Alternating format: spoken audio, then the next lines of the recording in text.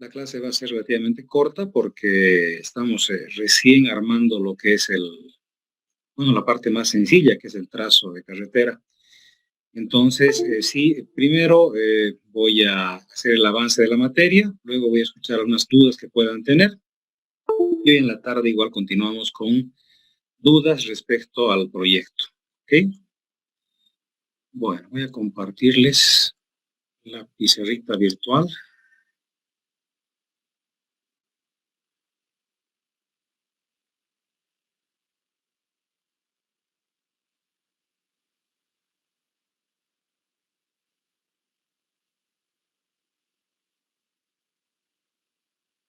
Como siempre, recordar a todos los estudiantes que tienen que poner su nombre y apellido para entrar a la sesión.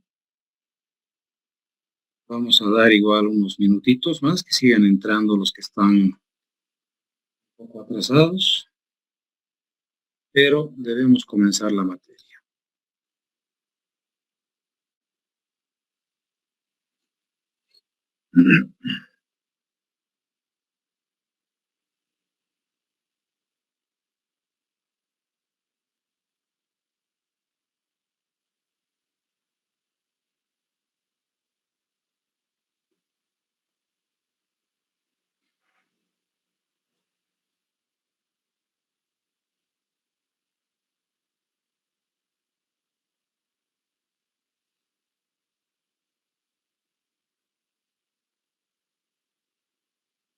Vamos a ponerle, eh,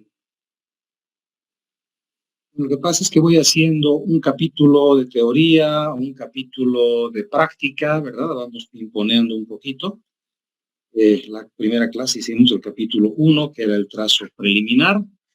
La segunda clase hicimos capítulo 2, que viene a ser la historia de las carreteras en Bolivia. Por lo tanto, este sería nuestro capítulo 3.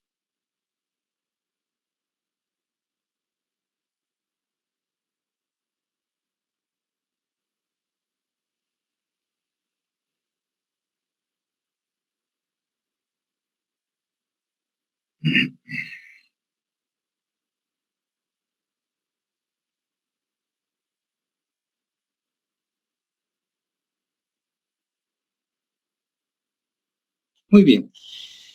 Una vez que se ha terminado el trazo preliminar, nosotros tenemos que analizar y ver cuál de los trazos preliminares vamos a elegir. Habíamos indicado en la primera clase de que en realidad la mayoría de los caminos que existen ya han sido construidos por los comunarios, ¿verdad? Los comunarios son los que se toman el trabajo y con pala, picota o pueden alquilar equipo, ellos son los que van abriendo el camino, ¿verdad? Entonces, inclusive ellos ya definen en muchos casos qué sectores van a afectar, ¿ya? Eh, Recordamos a todos, por favor, tienen que poner nombre y apellido. Ya han pasado, ¿qué hora es ahorita? Han pasado 5 minutos de ingreso.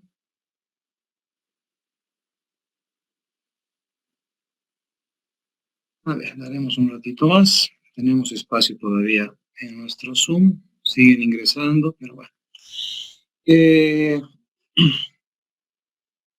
Decíamos que bien, los campesinos son los que definen en su zona, digamos, el camino. Ya nos dejan algo más o menos armado, ¿verdad? Pero bueno, yo tengo que enseñar tal cual debe ser, es decir, haciendo varios trazos y tratando de elegir cuál es el trazo más adecuado. El primer concepto que vamos a enseñar entonces hoy es el método de los pesos.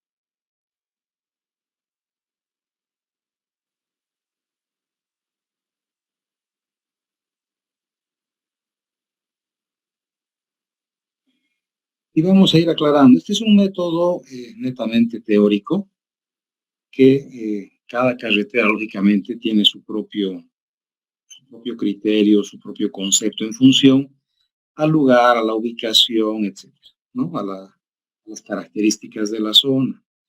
Entonces, nosotros vamos a poner acá, vamos a hacer una tablita.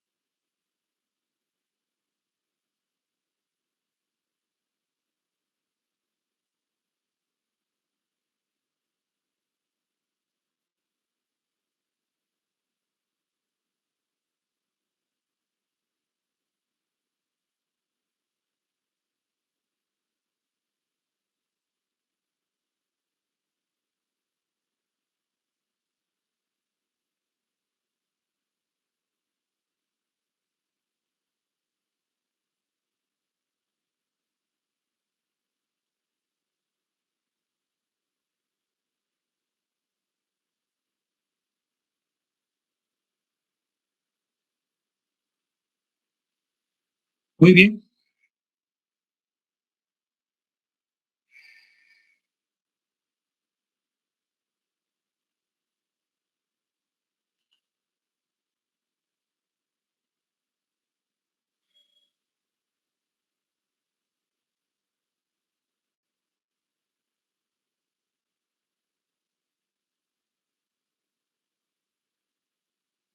La sesión.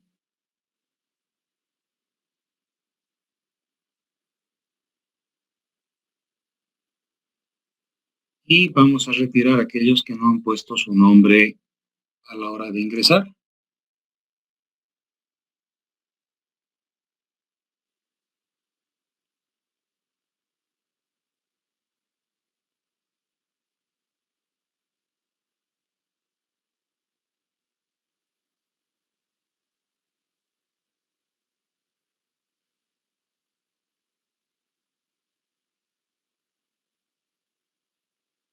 Casos, habíamos hablado también el otro día, era la longitud en kilómetros. Vamos a inventarnos datos.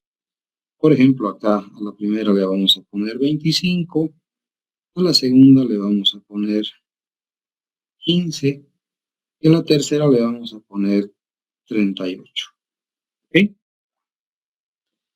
Entonces, de esa manera yo ya he creado ya un primer criterio. Bueno, el Servicio Nacional de Caminos, antes, cuando hacía la evaluación de trazos, eh, bueno, creo que era en realidad mucho más fácil, mucho más sencillo, mucho más aplicable. El Servicio Nacional de Caminos solo tomaba en cuenta dos criterios hace años, para que ustedes vayan analizando. Repito, en esta materia se trata un poco de definir el criterio técnico, ¿verdad? Entonces, el Servicio Nacional de Caminos antes decía solo dos criterios. El primero, la longitud. Y trabajaban un poco por la longitud más corta, ¿no? Mientras más corto sea el camino, mejor. Ese era el criterio de hace, estamos hablando de más de 60, 70 años atrás, ¿no? Cuando se comenzaron a hacer los caminos en Bolivia. Era un buen criterio, ¿sí? El otro día hablábamos de que es un criterio bastante caro, ¿se acuerdan? Pero es el mejor, en realidad, porque brindamos una carretera corta. Y vamos a ver más adelante que existe un precio subjetivo, que es el precio del tiempo, el costo del tiempo. ¿Cuánto cuesta una hora de vida? Esa es la pregunta que no podemos responder, porque es subjetivo, ¿verdad?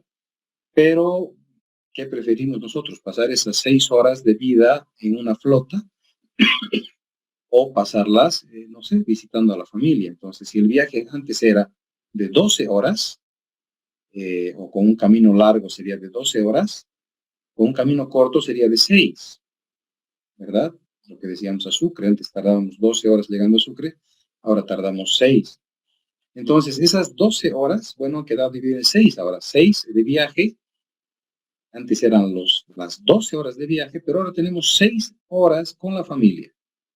Entonces, la pregunta es, ¿cuánto cuestan esas horas de estar con la familia? Entonces, por eso decimos un precio subjetivo del tiempo, ¿no?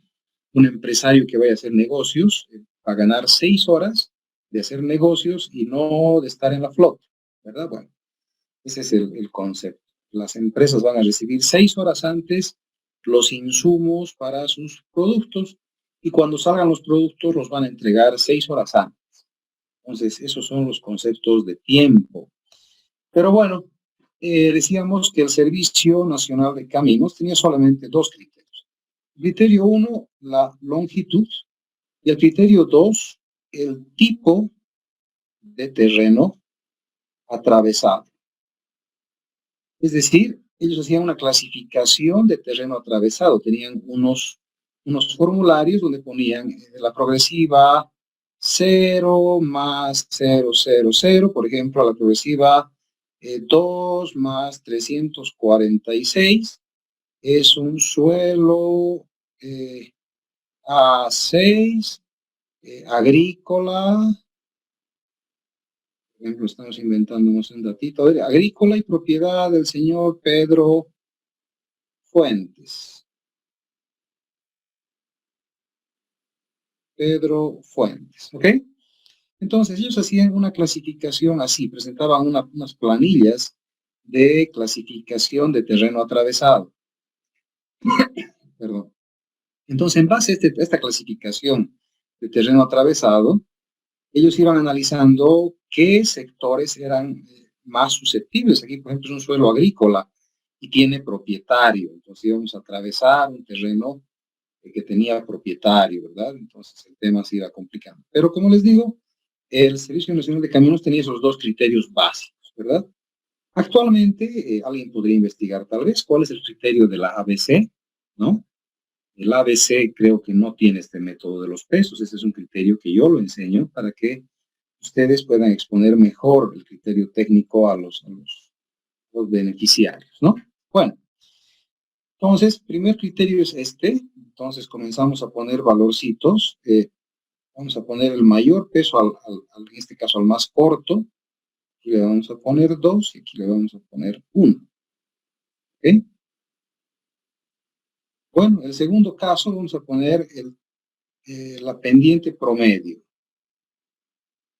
Pendiente promedio.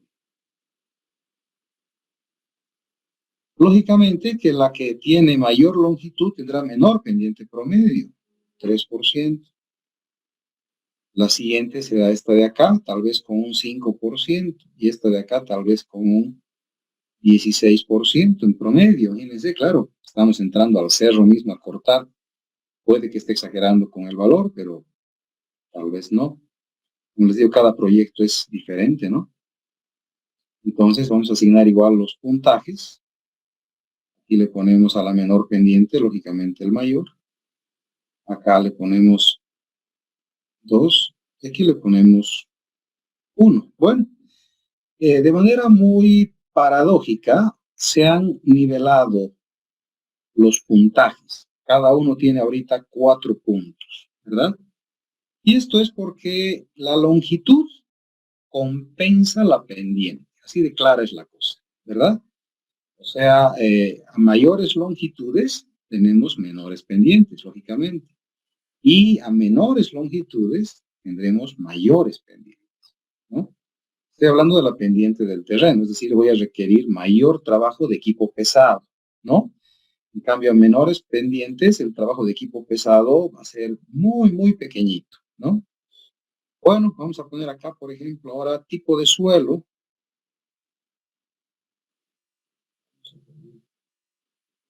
No más suelo, en promedio, el suelo promedio, el que más se puede encontrar, ¿verdad? Acá en la zona rocosa, que es la zona donde entramos en la pendiente mayor, vamos a poner un suelo A2. Acá vamos a poner en esta zona un suelo A4. Y aquí en la parte más baja vamos a poner un suelo A6. En este caso, la zona rocosa gana porque es un suelo más estable, ¿verdad? Y las arcillas y los limos pierden, porque si bien son relativamente blandos, en algún caso la arcilla puede ser durísima también, ¿no? Las arcillas son también recontraduras, pero en este caso los suelos rocosos nos convienen, son más estables, presentan mayor durabilidad, etc. Vamos al siguiente criterio. El siguiente criterio va a ser la geología. Y esto es muy importante. La geología es, pues, demasiado importante. Todos conocemos el sillar, todos hemos ido, creo, alguna vez al sillar, ¿no? Si alguien no ha ido, pues tiene que ir a conocer el Chapare. Es un lugar espectacular. Bueno, era espectacular. Ahora está totalmente depredado, ¿no? Pero bueno, el problema que tenemos en el sillar es una falla geológica. Y es una falla geológica muy profunda, muy difícil de arreglar. En realidad, las fallas geológicas no se pueden estabilizar. Van a llegar a muchos caminos de Bolivia, por ejemplo, entre Sucre y Potosí, hay un sector que es impresionante, pero es impresionante. Uno, cuando llega a este sector, los que han podido viajar, ¿verdad? Está en constante mantenimiento. Claro, si han pasado después del mantenimiento, no han visto ningún problema, ¿verdad? Pero si han pasado antes del mantenimiento, pues seguramente van a encontrar pues sectores extremadamente dañados, ¿no? Es impresionante cómo la zona se levanta, o sea, prender mi cámara para que puedan ver mejor. Los pavimentos, en lugar de estar horizontales, en este caso con una pequeña pendiente, se levantan, tienen como estrías, ¿no? Se levantan así, como si hubiera explotado el suelo, es algo impresionante. Entonces ponen un letrerito, dice zona geológicamente inestable. Te avisan, falla geológica. En todos los caminos hay tramitos de falla geológica. Cochabamba-Oruro tiene un pequeño problema de falla geológica antes de llegar al puente, 20 kilómetros antes de llegar al Pongo. Tiene un letrero igual de falla geológica. El asfalto se hunde, uno llega y el asfalto es una cosa pero terrible. En el camino Cochabamba-Sucre, antes de llegar al Valle Chuquisaqueño, hay una zona de falla geológica gigante donde la han dejado de tierra, ¿verdad? Han dejado todo que sea de tierrita, no se puede pavimentar, ¿verdad? Y bueno, nuestro camino Cochabamba-Santa Cruz, el famoso sillar que tenemos 25 kilómetros de falla geológica, en la cual ahorita estamos trabajando, ¿sí? La empresa china está construyendo lo que viene a ser en este caso el camino más caro del planeta, ¿verdad? Les voy a dar más datos posteriormente. Pero bueno, en este nuestro análisis, nosotros vamos con un geólogo, usualmente debería, todos los estudios de caminos son multidisciplinarios, hay ingenieros de tráfico, hay ingenieros de geometría, hay ingenieros geólogos en este caso, hay ingenieros geotecnistas, etcétera. Entonces, es un grupo multidisciplinario, ¿verdad? El ingeniero ambiental también tiene que estar. Entonces, cuando hacemos uno de estos análisis, el geólogo es clave, porque en realidad la respuesta tiene que ser que no hay problema en ninguno de estos, no presenta problemas, ¿ya? Porque si alguno de estos presentaría un problema geológico, automáticamente queda anulado, ¿ya? En el tema del sillar es muy crítico. Cuando yo estaba estudiando, siempre les cuento esto, estaban construyendo ese camino, ya se hablaba del problema geológico, ¿no? Entonces, los estudiantes de civil fuimos invitados a la Sociedad de Ingenieros a una charla y en esa charla nos explicaron, dijeron que era un problema geológico bastante profundo y bastante complicado de dominar.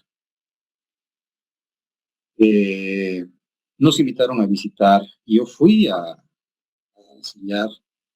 Fue muy interesante, nos fuimos varios estudiantes con nuestras carpas, acampamos al lado del campamento de la empresa Andrade Gutiérrez que estaba construyendo el proyecto, y el topógrafo nos mostró, era algo impresionante, ¿no? Porque el topógrafo instaló su equipo, puso estacas en línea recta, nos dice, muchachos, a ver, fíjense el teodolito, ¿verdad? Fíjense la línea recta.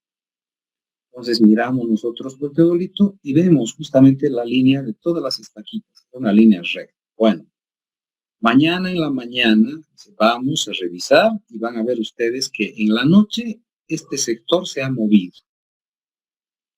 Y no podíamos creerlo, ¿no? Al día siguiente vamos a ver de nuevo y efectivamente las estacas ya no estaban en línea recta. O sea, de haber hecho el levantamiento en la tarde de un lunes, el día martes en la madrugada, ya las estacas se habían movido. Lógicamente, no crean que las estacas se han movido pues varios centímetros, ¿no? Las estacas se movían milímetros, apenas milímetros, ¿no? Pero había un movimiento del terreno. ¿Qué es lo que sigue ocurriendo? Entonces, no sabemos cuán efectivo será el trabajo que están realizando, ¿verdad? Porque la geología es muy, muy complicada. Bueno, entonces esa es la figura de, nuestra, de nuestro sillar. Si tuviéramos alguna falla geológica, repito, se anula el tramo y bueno, pues tendríamos que analizar, buscar otra alternativa, ¿no?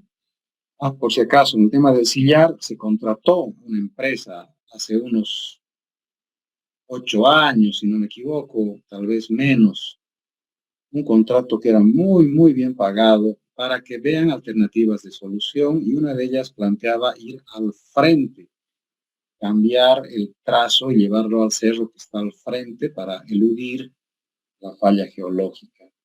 La empresa hizo el detalle de levantamiento topográfico, comenzaron a hacer todos los análisis y cuando fue el geólogo, pues hizo todo su estudio y lamentablemente la falla geológica pasa al cerro del frente.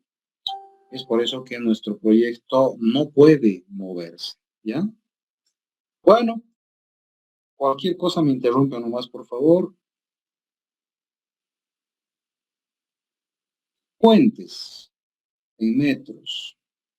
¿Cuántos puentes debo cruzar? En realidad, aquí también se beneficia el tramo corto, porque el tramo corto va a tener menos puentes, ¿verdad? Vamos a ponerle 30 metros de puente. El tramo de acá le vamos a poner 60 metros de puente y el tramo largo le vamos a poner 100 metros de puente.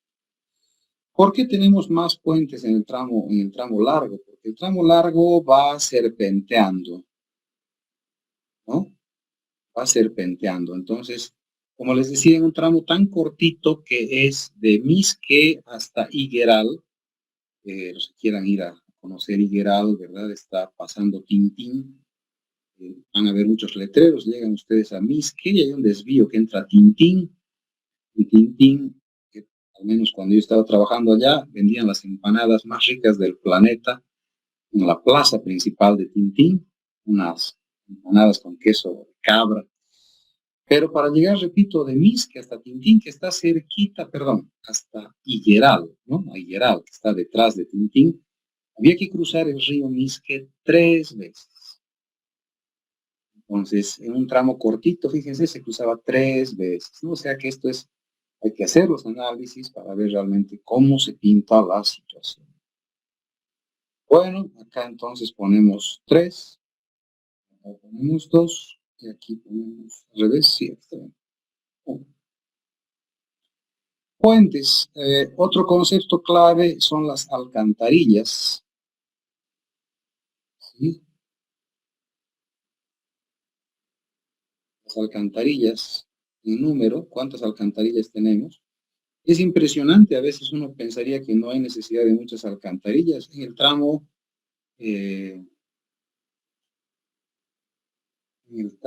Epizana-Totora, ¿verdad? Me invitaron a hacer un proyecto de mantenimiento antes de la pavimentación y en ese proyecto he aprendido realmente mucho, mucho, porque estaba recién empezando como empresa constructora y me invitaron los de la ONG GTZ, Operación Alemana, para construir alcantarillas en ese tramo. Entonces me dijo, me invitaban, me dice, hay una invitación para hacer alcantarillas, ¿quiere usted participar? Quiero participar. Bueno, entonces me invitaron y me asignaron directamente un tramo. Y me dijeron, usted va a hacer 12 alcantarillas. Perfecto. Cuando fui al lugar, éramos 5 contratistas, cada uno tenía más o menos 12 alcantarillas. Entonces estamos hablando de bastantes alcantarillas y el tramo de Pisana Totora son apenas 20 kilómetros. Entonces que en 20 kilómetros teníamos pues un total de más de 50 alcantarillas, lógicamente, ¿no? Si éramos 5 contratistas, teníamos 60 alcantarillas, ¿no? Bueno, veremos acá entonces cantidad de alcantarillas, lógicamente acá también voy a tener menos, 15, 30, y aquí le vamos a poner las 60.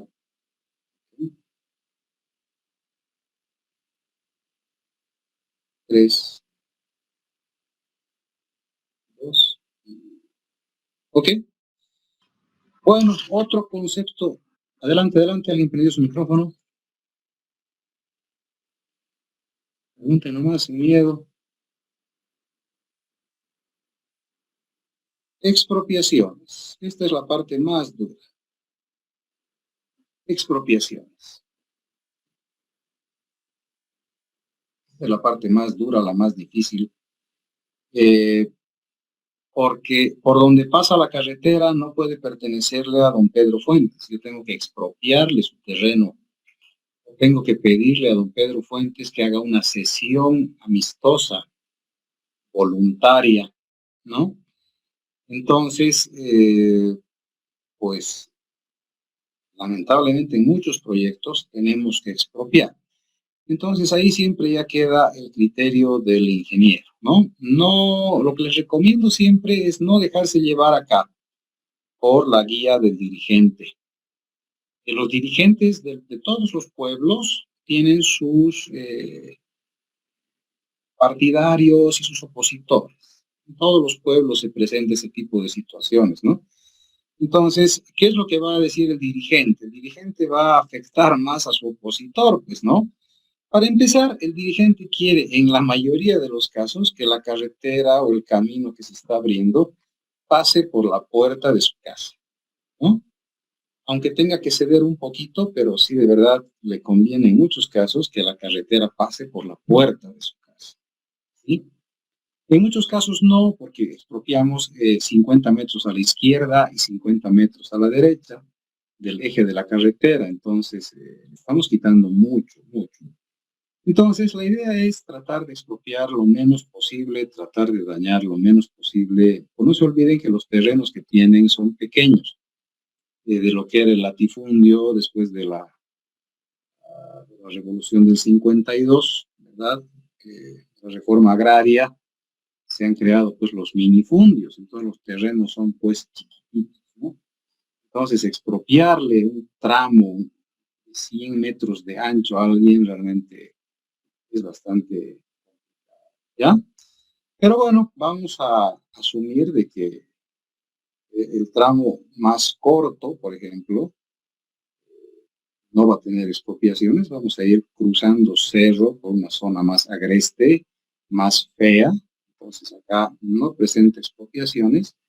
Acá voy a tener expropiaciones tal vez por unos 100.000 bolivianos, acá tal vez por unos 200.000 bolivianos. Bueno, entonces vamos a asignarle sus puntajes. Este de acá 3, acá 2, y acá 1. Bien, Ingeniero, sí, adelante. buenos días, ingeniero. Eh, Quería preguntarle con respecto a hace un momento habló del alcantarillado. ¿El alcantarillado, ingeniero, se diseñó o ya vienen o ya son estandarizados, ingeniero? ¿Y cómo se hace la distribución del alcantarillado? ¿A cada cuánto lo pone, lo distribuyen? Por favor, ingeniero. Claro que sí. No es alcantarillado, es alcantarilla. El alcantarillado es lo que tú tienes en la ciudad para distribuir las aguas servidas. Las alcantarillas se las construye, voy a dibujarte acá, todo gusto, claro que sí. Me encantan las preguntas y no tiene chiste la materia. Vamos a ver unas diapositivas más adelante, pero más o menos en topografía tú vas a tener algo así, más o menos, en curvas de nivel, tal vez algo así, digamos, ¿ya?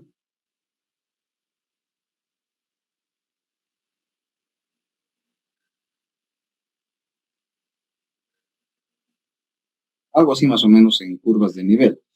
¿Qué significa eso? Que aquí tienes tus divisorias de agua. Por aquí baja el agua.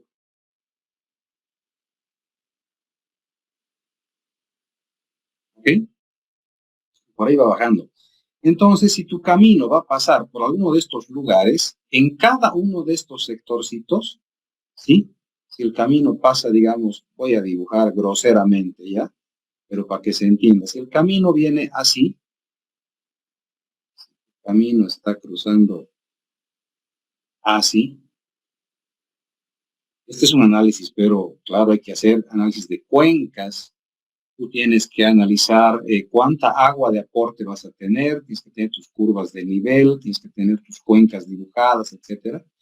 Entonces, vas a calcular, número uno, el área de aporte de tu cuenca para cada una de estas alcantarillas. Entonces, con esta área de aporte, en el punto 2 tú vas a definir el caudal Q y en el punto 3 con este caudal Q vas a definir el área hidráulica necesaria. Esos son los 3 pasos básicos. Y con esa área hidráulica, tú vas a venir acá Discúlpeme, me están llamando de La Paz, de un proyectito, denme un minutito con las discusiones. A principios de semana de que no hay presupuesto. Tenemos que suspender la construcción del colegio. Así que estamos haciendo todos los trámites administrativos para esta suspensión de proyecto porque ya los plazos se han vencido y me indica que el gobierno no tiene dinero. Muy triste situación. Pero bueno, aquí entonces decíamos, voy a construir la alcantarilla para que el agua pase por acá. Entonces he dibujado, digamos, la carretera va a estar aquí arriba, los autos pasan por acá y la alcantarilla va a estar construida aquí abajo. ¿Verdad? Entonces la alcantarilla va a permitir que las aguas pasen. Si hay mucha agua, ¿verdad? Se hace una alcantarilla doble. Si hay demasiada agua, se puede hacer una alcantarilla inclusive triple. Si esta área hidráulica no satisface, se puede hacer un puente cajón. Si el área hidráulica del puente no es suficiente, es que ya estamos en un río, ya no estamos en una quebrada, hay que hacer un puente, ¿verdad? Entonces acá construimos tus alcantarillitas con sus cámaras. Vamos a ver cuando les dicte, cuando les enseñe la parte de drenaje y subdrenaje, vamos a ver un poquito también de alcantarillas, ¿ya? Bueno, volveremos acá a nuestro método de los pesos. El último, bueno, si acaso, sí, adelante. Disculpe, ¿y cómo saber cuándo poner alcantarillas? Bueno, ¿hasta qué longitud poner alcantarillas y hasta qué longitud empezar a hacer puentes? Por el caudal. Por el caudal y área hidráulica. Eso es aprender en obras hidráulicas.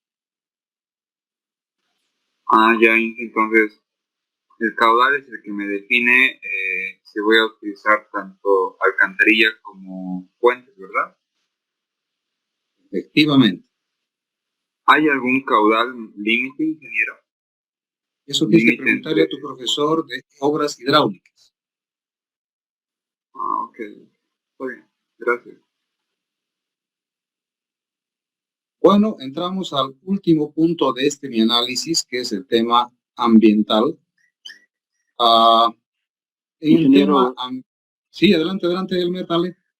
Buenos días, ingeniero. Una situación acerca de la expropiación. He sabido de que muchas veces para expropiar los terrenos se tienen que pagar un monto de dinero, no sé, $300, etcétera. ¿Y sí. quién está a cargo de la expropiación, ingeniero? ¿La empresa constructora, la ABC? Esa siempre ha sido mi duda. Muy bien. En realidad, el tema de expropiación siempre ha sido, gracias por la pregunta, siempre ha sido crítico porque, a ver, les voy a contar una experiencia personal en un proyecto del Chaco. En este proyecto del Chaco, yo no fui como ingeniero vial, fui como ingeniero ambientalista, porque el proyecto era una represa en Chaco Seco y se tenía que inundar una gran cantidad de terreno. Y habían 3 caseríos agrícolas, perdón, 3 caseríos ganaderos que tenían que ser inundados. El que paga las expropiaciones es el propietario, el dueño del proyecto. En este caso, el proyecto era de la gobernación de Tarija y de la subgobernación se llama Chaco Seco, ¿ya? La provincia Chaco Seco. Entonces son las autoridades quien tiene que pagar, ¿no? La empresa constructora no paga nada. El que va a construir nomás.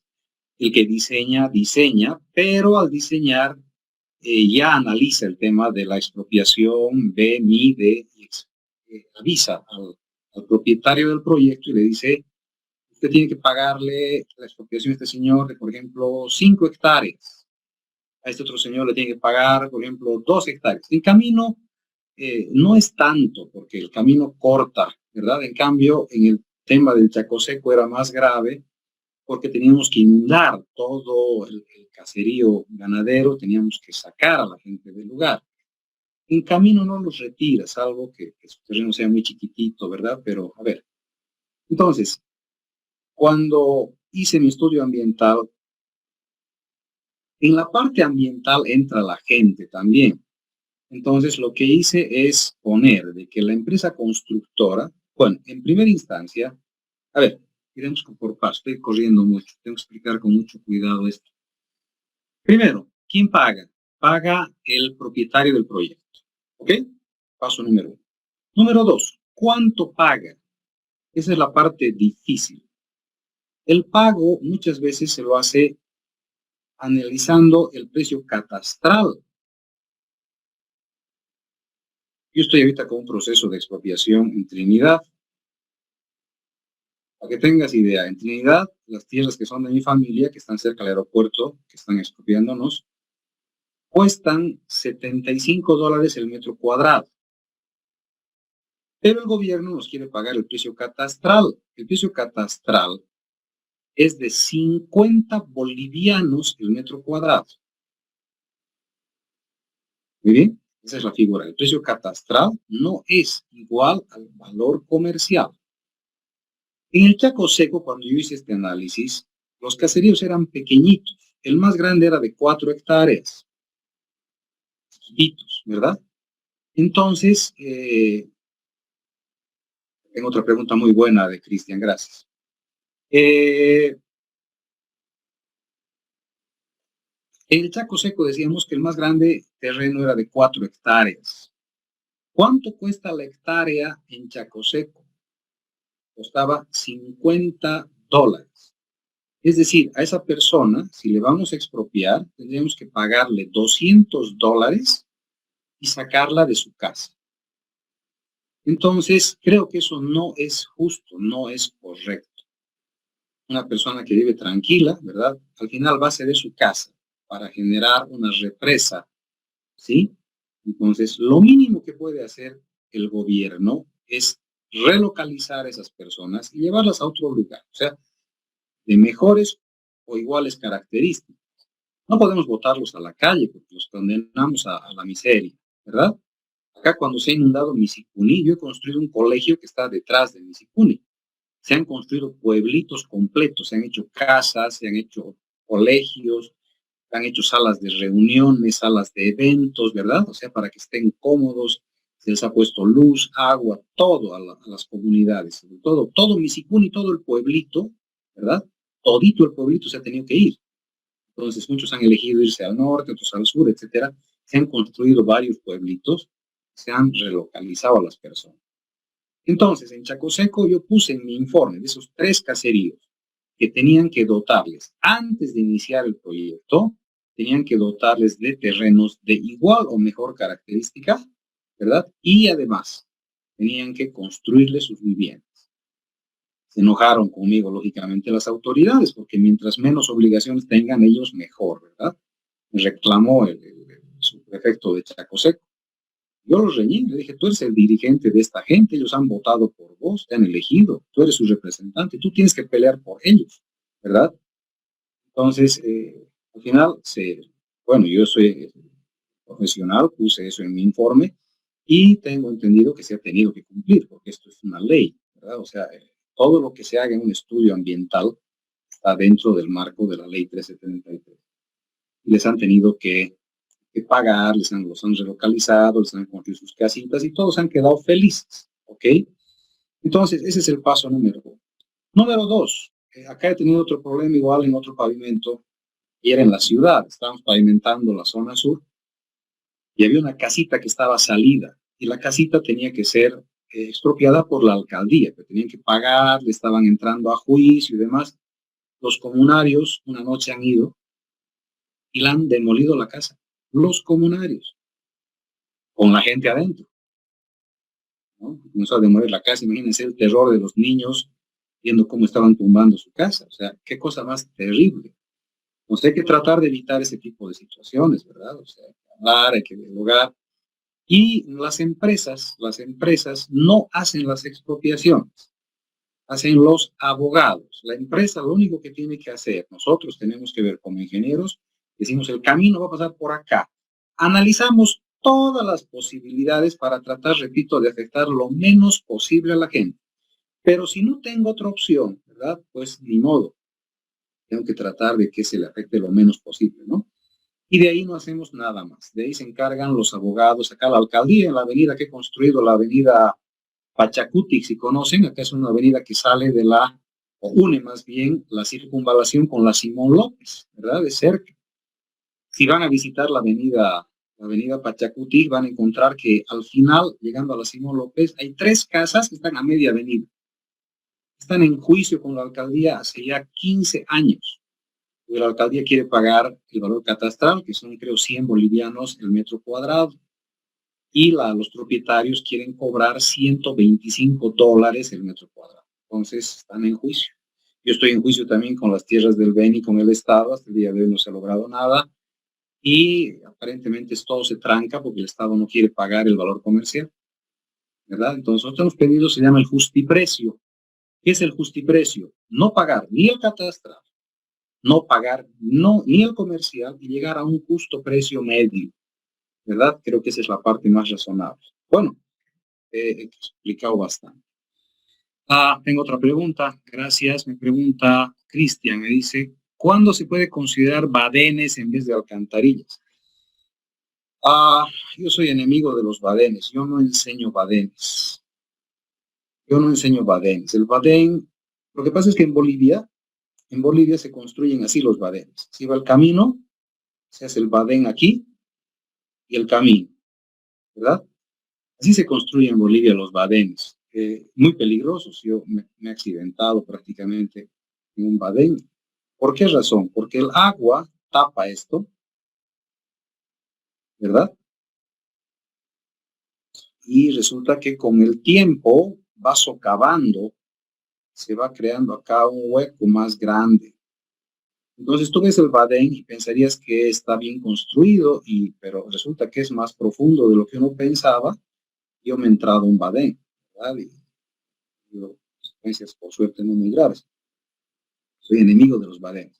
Pero en realidad, si no hubiera plata para hacer alcantarillas, se puede hacer badén, pero revisen en la norma boliviana, revisen en las normas de obras hidráulicas. El badén no se construye así. Está mal. El badén se construye así.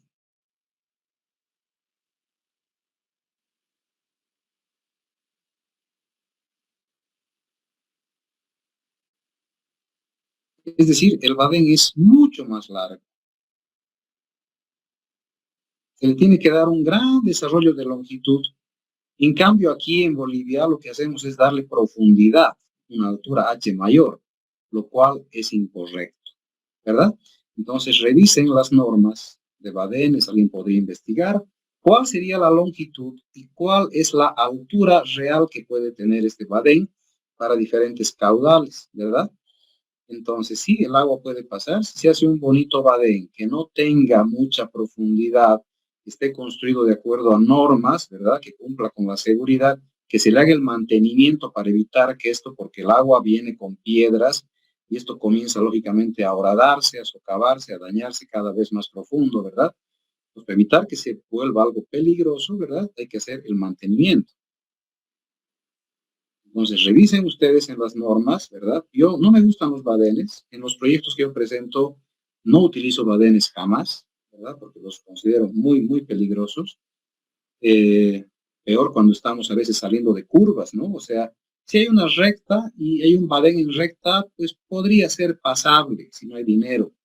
Pero en una curva, ¿verdad? Salir de una curva y encontrar un hueco terrible, que es lo que a mí me ha pasado camino a Misque, que ya por suerte han eliminado todos esos badenes.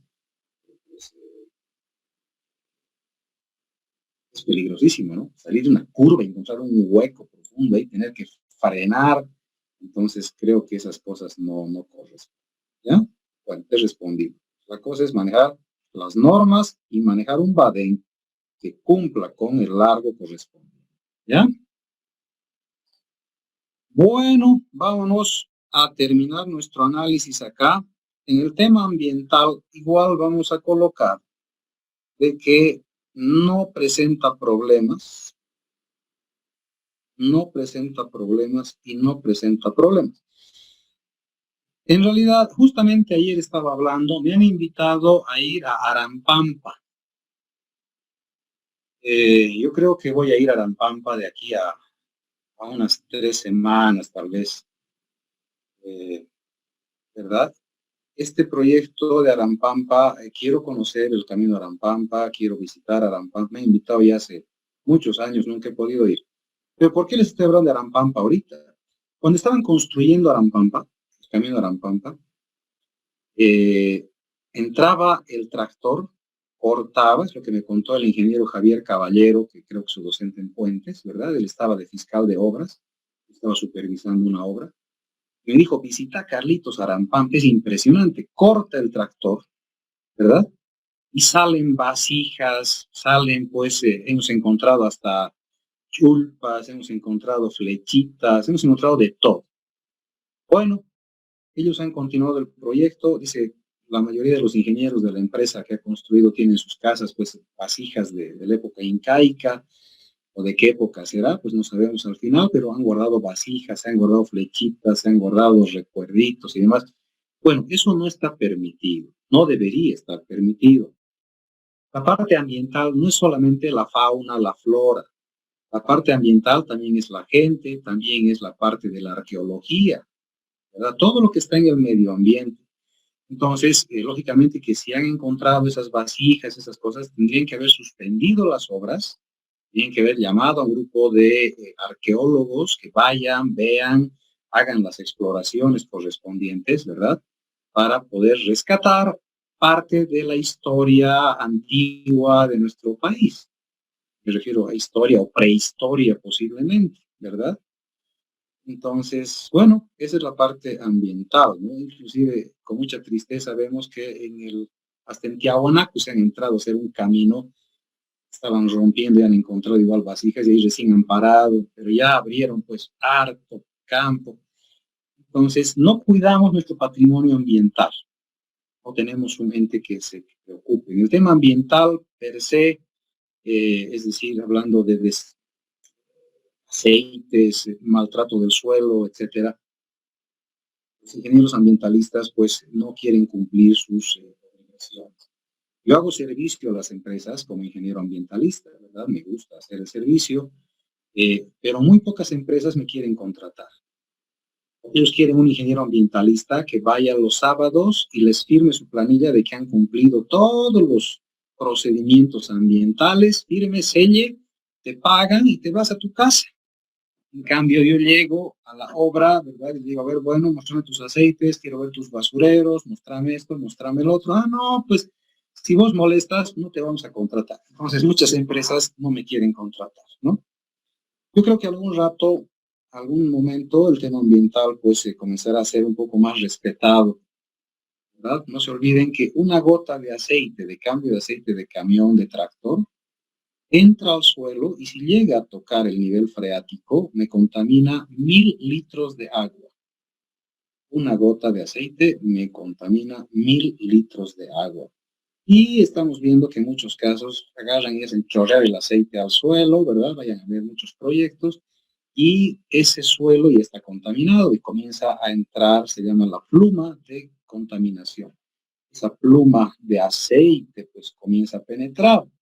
Y muchos me dirán, pero no entra pues mucho, claro, pero comienza a llover, la lluvia comienza a aumentar la permeabilidad de este aceite y comienza a empujar el agua que está llegando a recargar los acuíferos y a veces llega a esto, ¿no? De igual forma, los baños de los ingenieros, de los trabajadores, tienen que estar con cámaras sépticas, ¿verdad? Debidamente controladas para que justamente no vaya pues las heces fecales al agua que nosotros mismos vamos a tomar, porque al final tenemos muchos proyectos que para hacer sus campamentos perforan un pozo y resulta que al lado de donde estamos sacando el agua, más allá, está la infiltración pues de aceites, de heces fecales, de orinas, entonces, terrible, ¿verdad? Terrible, el tema ambiental realmente da para renegar mucho. Entonces hay muchas empresas que sí confían en mí, eso me alegra, ¿verdad? Lamentablemente son muy poquitas que me llaman efectivamente y me encanta. No puedo ir muy lejos por la docencia justamente, porque tengo mis propias obras con la empresa, con mi empresa. Pero agarro la moto, me gusta mucho y me voy a visitar las obras, me les digo hagan esto, por favor, ¿no? No les cobro muy caro, pero me encanta cuando cumplen, ¿sí? Hay que colectar basuras, colectar aceites, los baños con un buen sistema de impermeabilización, etcétera. Bueno, estoy quedando aquí hablando demasiado. Pero lo que sí les recomiendo es que cuando ustedes estén trabajando, hagan este control. No necesitan ser ingenieros ambientales. O sea, cualquier ingeniero, además el ingeniero civil ya sabemos que es el mejor ingeniero que existe en el planeta, ¿no? Sabemos todo nosotros.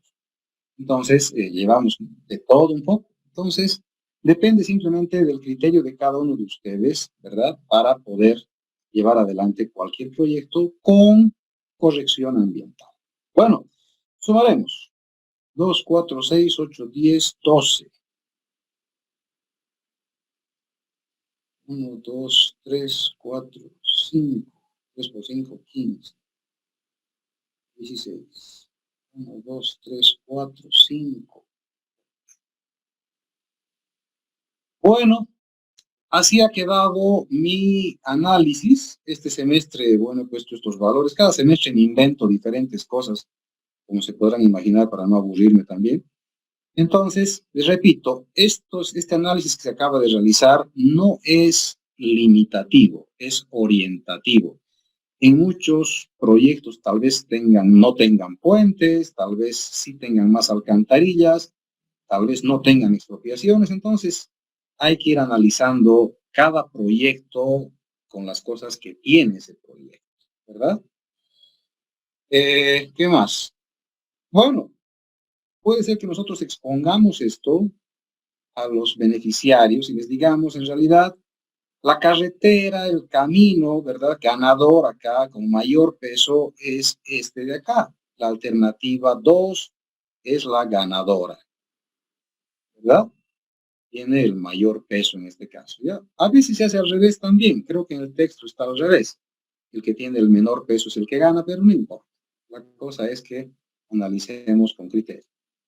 Bueno, entonces vamos a exponer, les decimos, bueno, es la que tiene la menor longitud, tiene la mayor pendiente. Esta mayor pendiente va a incidir en algo, el mayor presupuesto. ¿Ya? A partir de este semestre, inclusive los estudiantes que están repitiendo la asignatura y demás, y en su texto, si está el presupuesto, táchenlo, por favor. A partir de ahora, en todos los proyectos viales en los que yo estoy trabajando, ¿verdad? Estoy eliminando el presupuesto. ¿Por qué razón? Porque el presupuesto pesa. Yo a mí no me interesa poner el presupuesto. Me interesa en explicar la parte técnica, nada más. Este es un análisis técnico. Si pongo el presupuesto, pues ¿cuál? La más barata. Bueno. La alternativa 2 es la más cara, pero tiene el mejor suelo, no tiene problema geológico, tiene pocos puentes, tiene pocas alcantarillas, no tiene expropiaciones y no tiene problema ambiental. ¿Verdad? Esa es la figura real. Y le gana a todos, lucha por goleada, ¿verdad? Pero lamentablemente ahora, en nuestro país, el único factor de elección de trazos se ha vuelto el presupuesto. Nada más. Ahorita escogemos el más barato, nada más. Y eso creo que no va con la parte técnica. Con este análisis se acaba de demostrar de que si voy a escoger el más barato, en este caso viene a ser el 3, ¿verdad? Es el de mayor longitud, es el más barato, tiene la menor pendiente, es el peor suelo, no tiene problema geológico, pero tiene 100 metros de puente, tiene 60 alcantarillas, vas a tener que expropiar 200,000 bolivianos, ¿verdad? Entonces tienes problemas, tienes conflictos. Pero ¿cuál es el más crítico de todos? 2. La longitud muy larga, más del doble de la otra, y el tipo de suelo muy malo. Vas a tener problemas de mantenimiento permanentes en tu proyecto. ¿Ya? Bueno, repito, a partir de ahora, inclusive si está en el texto, por favor, táchenlo, ráyenlo y digan, ingeniero Vera ha dicho que a partir de ahora nunca más entrará en análisis de técnica, de calidad y técnica, análisis técnico y calidad, nunca entrará jamás. el presupuesto, ¿ya? Porque si ponemos el presupuesto, todos los comunarios aplauden y dicen, no, váyase al demonio su estudio técnico, escogemos el más barato, ¿ya? Muy bien, ¿alguna pregunta hasta acá? ¿Alguna duda? Ingeniero, buenas. Y este tema del presupuesto también es por temas políticos, tal vez, porque incluso he visto en algunas gobernaciones, en el tema de Iquile, por ejemplo, hay esto de las coimas, hay, o sea, todo esto es parte político, se podría decir. No, no. El tema de la corrupción, digamos, no entra acá, ¿no? Sabemos que en muchos lugares sí hay, en otros lugares no hay, ¿verdad? Me he sentido muy contento, me he sentido extremadamente contento de en muchos proyectos encontrarme con alumnos y con compañeros de la universidad que nunca me han pedido un peso, nunca me han pedido un peso.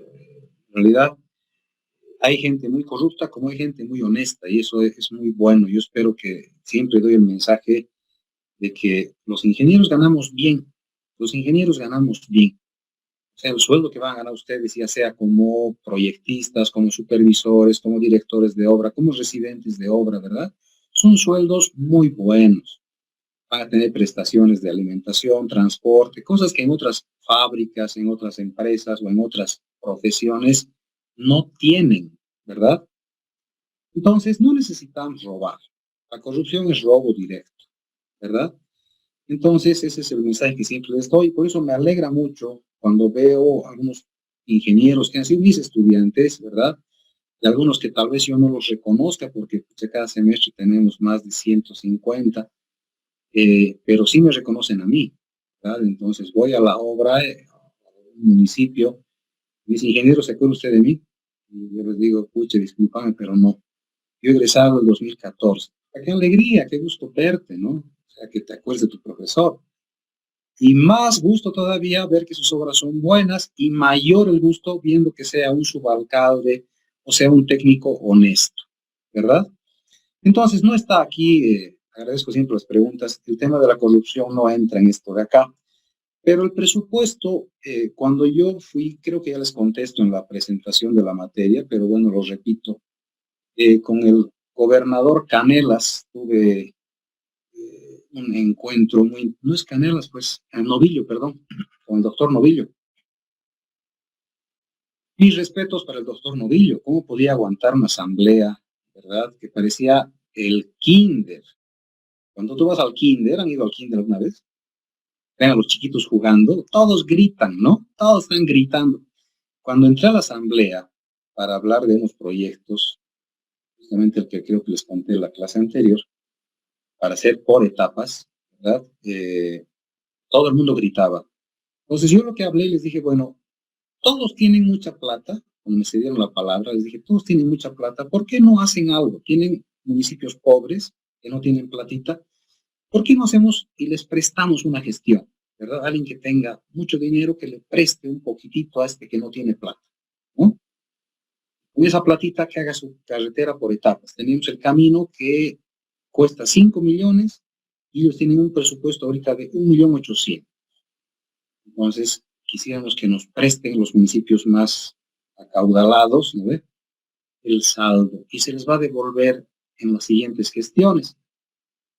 Pues no me han hecho caso, ¿verdad? No me han hecho caso, se han reído y bueno, lo que pasa es que son dirigentes por un año, por 2 años, entonces ellos, como dicen, no puedo dejar deuda al dirigente que va a venir. Él va a decir, bueno, el que se está yendo me está dejando deudas, no me está dejando nada, pero entonces nadie quiere endeudarse y no hay ese apoyo, esa ayuda entre las mancomunidades, la mancomunidad, ¿no? de municipios. Es lo triste, ¿no? Entonces el presupuesto lamentablemente se ha vuelto un elemento de definición. Se escoge lo más barato. Sabemos todos, los ingenieros y hasta la mamá en la casa sabe que lo barato cuesta caro, ¿no? Lo barato cuesta caro, ¿no? Esa es la respuesta, no sé qué más podría decir.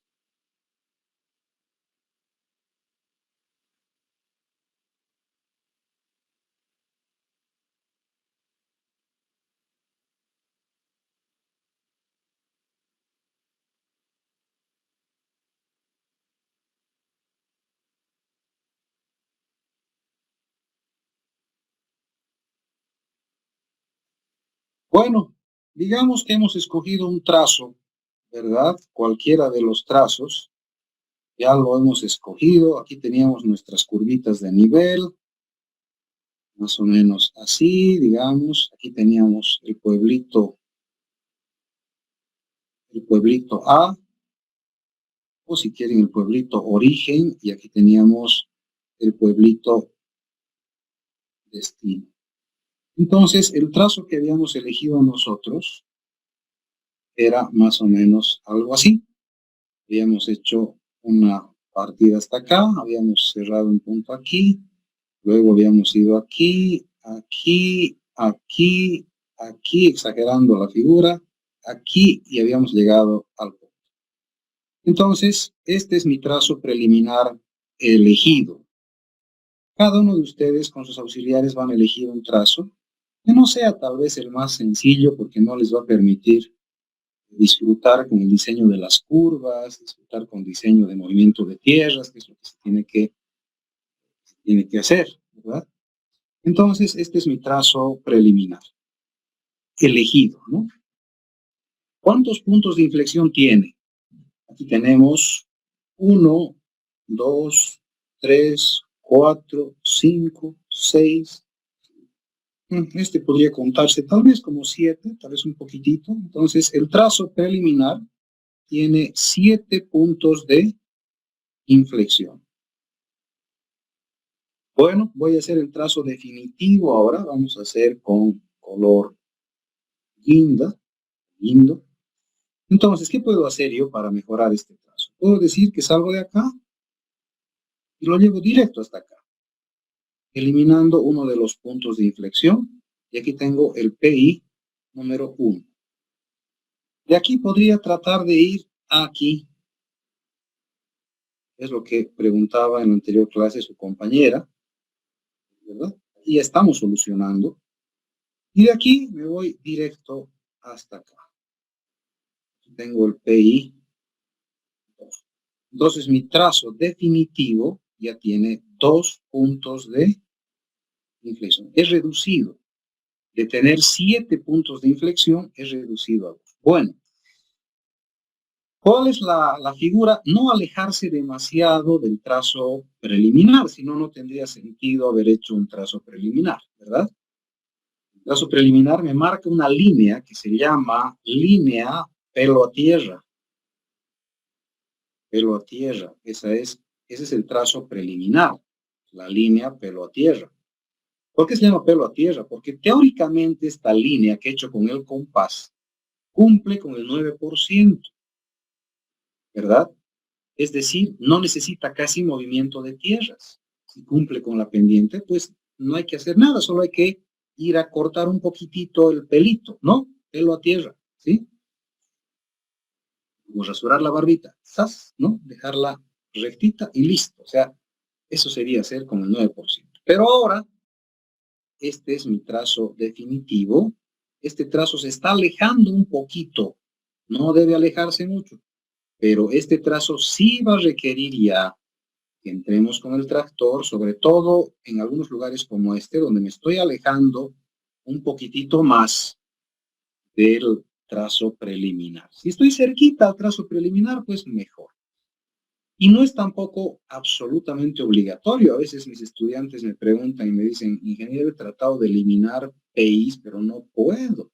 Y eso es porque están en un cerro muy complicado y no tienen opciones de acomodarse, de mover, etc. ¿Ya? Bueno, ese es el trabajo que tenemos que hacer ahora para la siguiente semana. Tenemos que hacer otro plano. Voy a mostrarles ahorita, tienen en el texto guía el plano, pero voy a mostrarles una presentación PowerPoint para terminar este capítulo, ¿ya? ¿Alguna pregunta de este trabajo?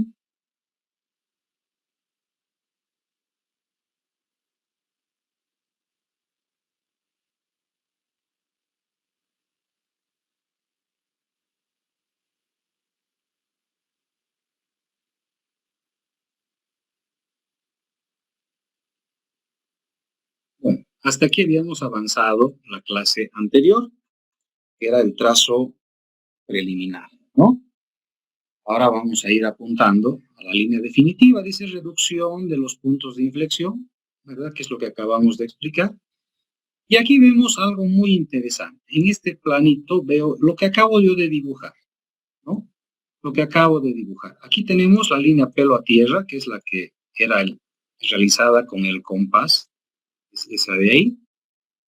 Y luego tenemos dos definitivas. Y esto es algo que tenemos que entender, de que las curvas de nivel que estamos viendo acá dibujadas no existen en realidad. O sea, si ustedes van al cerro, ¿van a ver esas curvas de nivel? La respuesta es no. Estas curvas de nivel están ahí dibujadas para orientarnos más o menos cómo es el cerro. Muchas veces todos piensan que las líneas tienen que coincidir exactamente con las curvas de nivel. No, las curvas de nivel son orientativas. Entonces aquí tenemos, por ejemplo, una línea definitiva que se ha puesto acá, con línea, está con un color un poquito, con grosor menor, ¿verdad? ¿Sí? Y aquí tenemos otra con un grosor mayor. Es decir, yo puedo mover mi trazo como yo quiera. Aquí lo que ha hecho el proyectista es desplazar un poquitito el trazo, ¿verdad? Para que se adecue mejor a la curva que posteriormente se va a tener que emplazar, ¿no? Entonces podemos mover nuestro trazo, podemos acomodarlo. Por eso les digo, y es criterio de cada profesional, cómo va a hacer eso. Entonces, el trazo lo puedo ir moviendo, lo puedo ir acomodando de la mejor manera posible. Bueno, aquí vemos ejemplos de alineamientos, que es lo que ustedes están haciendo ahorita, ¿verdad? Entonces, podemos tener tangentes largas, curvas de radios lindos. La siguiente semana ya vamos a empezar con las curvas. Estamos yendo a un ritmo bastante interesante para que puedan terminar sus trabajos antes que las demás materias. Quiero eso, ¿no? Porque esto es pesadito, ¿no? Bueno, aquí vemos dos caminos con los problemas que vamos a tener en nuestro diseño, porque ustedes están haciendo en terreno montañoso, ¿verdad? En terreno montañoso tenemos poca visibilidad, tenemos bajas velocidades de diseño, tenemos curvas muy cerradas, como esta que vemos aquí, camino a Chapicirca. Le invito siempre que vayan. Chapicirca queda aquí abajo, es Tiquipaya, esto es Tiquipaya. Chapicirca es la continuación de la avenida Reducto, subiendo hacia Chapicirca, ¿no? El camino a Chapicirca. Constantes subidas y bajadas, vamos a tener muchas subidas, muchas bajadas, fuertes movimientos de tierras, vamos a tener altos costos económicos, vamos a tener presencia de curvas consecutivas, como vemos acá en este camino Potosí-Tarija, y anchos mínimos de calzada, como estos de acá. En muchos casos vamos a tener anchos mínimos de calzada porque es muy caro hacer en montaña, entonces se mantienen los anchos menores posibles, ¿no? Bueno, método de los pesos acá, creo que está todo lo que hemos hablado y está el costo, ¿verdad? Repito, voy a retirar esto de acá. Nunca más voy a poner el costo, porque en realidad sonríen todos los comunarios cuando hablamos del costo, ¿no? Vemos siempre el peor, ¿no? Más barato en realidad. Aquí está al revés, ¿no? Y se le ha dado el menor puntaje, esto es del texto, si no me equivoco, a la mejor, ¿no? Pero puentes, pendiente, alcantarilla, tipo de suelo, geología, expropiaciones. El costo voy a eliminar de mis textos, voy a eliminar de todo. Entonces, ¿qué es lo que estamos haciendo nosotros? El eje de la carretera. Nosotros ahorita estamos dibujando, estamos diseñando este eje de la carretera. ¿Está bien? Eso estamos diseñando. Y este es el plano que ustedes tienen que preparar para la siguiente semana. Hoy tienen que presentar su trazo preliminar y la siguiente semana, siguiente jueves, tienen que presentar este plano, ¿no? Acá se puede evidenciar, lo que le falta a este plano son las curvas de nivel. Tienen que estar con las curvas de nivel, ¿ya? Pero ya no de todo el plano, solamente ya de la zona del proyecto, ¿verdad? ¿Qué cosas trae este plano? Trae las coordenadas UTM, tiene para empezar la malla UTM, trae las coordenadas UTM de cada uno de los puntos de inflexión. El origen, puntos de inflexión. Pueden ponerlo acá al lado del plano o pueden poner en una tablita que esté al lado al lado del plano, no hay mayor problema. Pueden poner la tablita donde estén todos los datos correspondientes, ¿ya? En las líneas se coloca en la parte superior el azimut o el rumbo y en la parte inferior la longitud de tramo.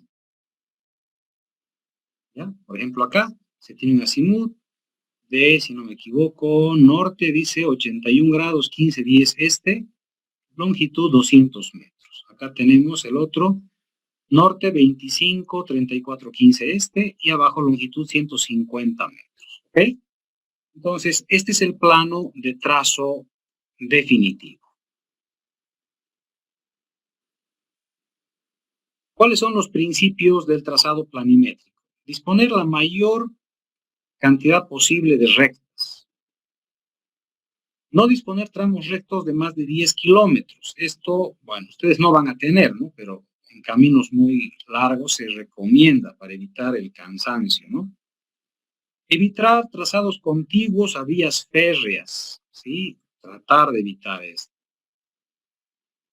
Atravesar cursos de agua en puntos estables del cauce y preferentemente en forma perpendicular a los mismos.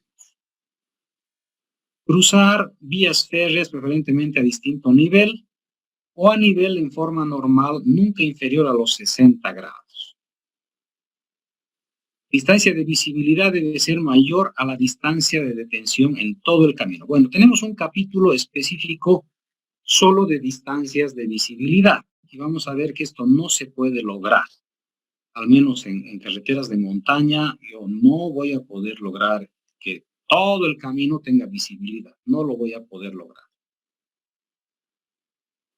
Zonas de sobrepaso permitido a no más de 3 a 5 kilómetros. Bueno, esto sí se presenta, vamos a explicar igual en visibilidad de sobrepaso. Tenemos, como les digo, un capítulo específico para tratar este tema de visibilidad. Y bueno, con esto se acaba nuestro capítulo. Vamos a volver a la gráfica. ¿Algunas preguntas tal vez? ¿Dudas de esto de acá?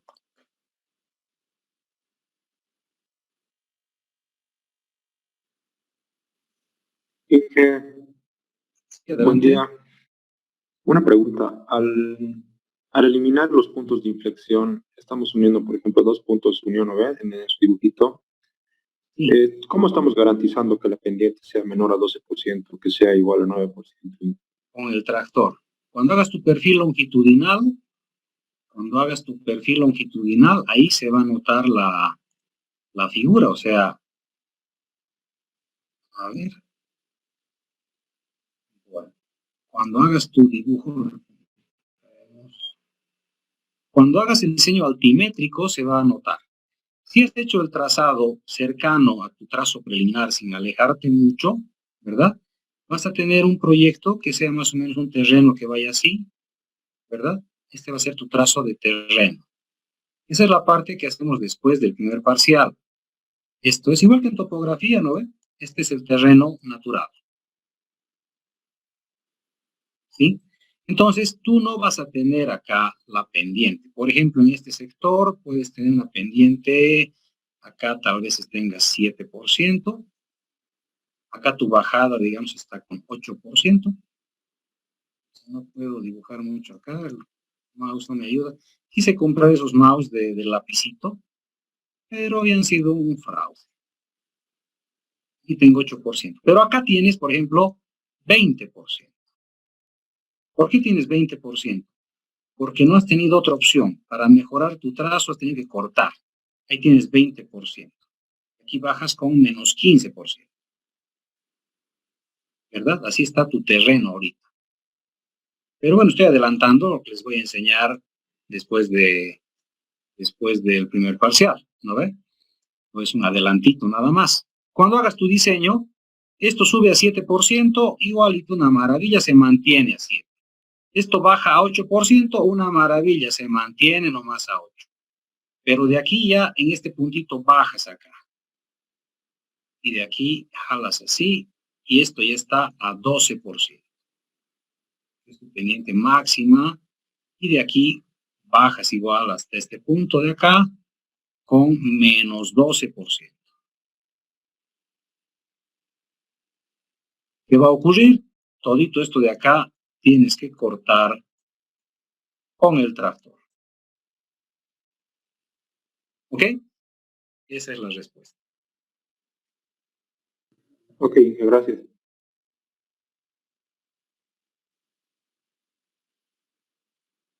¿Qué más? ¿Qué otra pregunta tenemos?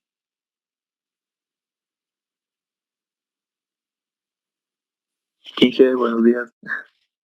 Sí, adelante. ¿Es recomendable que una carretera vaya por el curso de una cuenca? Baje por la cuenca, dices tú. Sí, justo por donde pasa el agua. O sea, la cuenca es... A ver, te voy a explicar un poco. Mejor es tu pregunta, ¿no? La cuenca es una cosa así.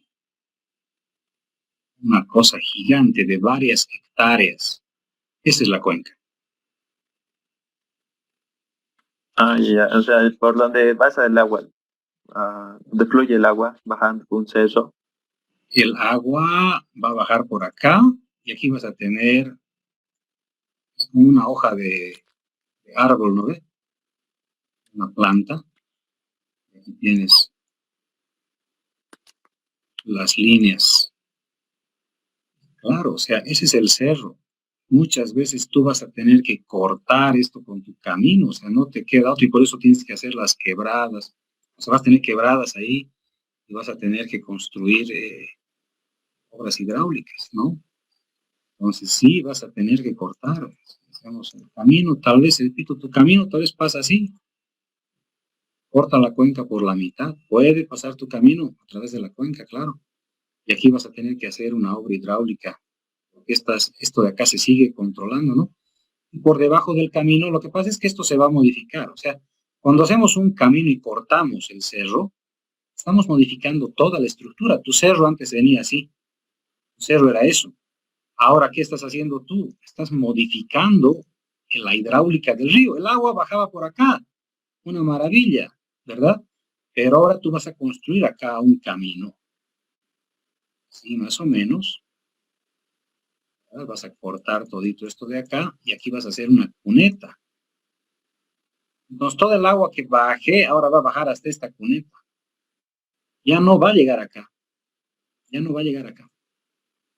Entonces, estamos modificando el régimen hidráulico de un cerro cuando nosotros cortamos, y eso hay que tener de eso, hay que tener mucho cuidado porque tenemos que tratar de ver qué pasa aguas abajo. O sea, si esto de acá está yendo a este punto de acá, a, no sé, a un atajado, ahí vive una comunidad y ahí tienen un atajado, por ejemplo, donde capturan aguas, yo tengo que permitir que el agua siga pasando por acá, pero todo este sector de acá estoy deteniendo el agua, pero voy a conducirla hasta esta quebrada. Aquí voy a hacer una alcantarilla y igual de aquí tengo que hacer, igual de aquí tengo que hacer que el agua llegue hasta este punto para que siga bajando como bajaba antes. O sea, tratar de minimizar el daño hidráulico a la cuenca.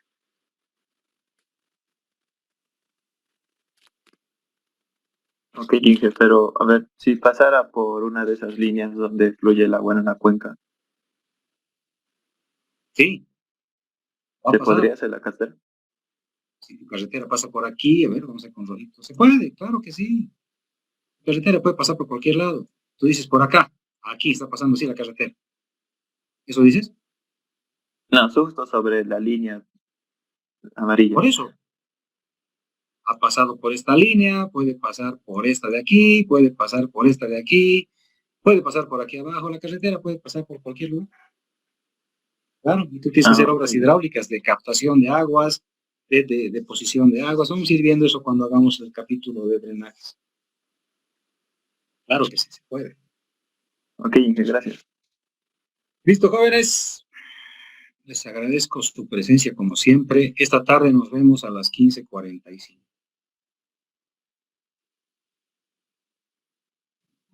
Hasta luego, Chao, muchachos. ingeniero. Gracias.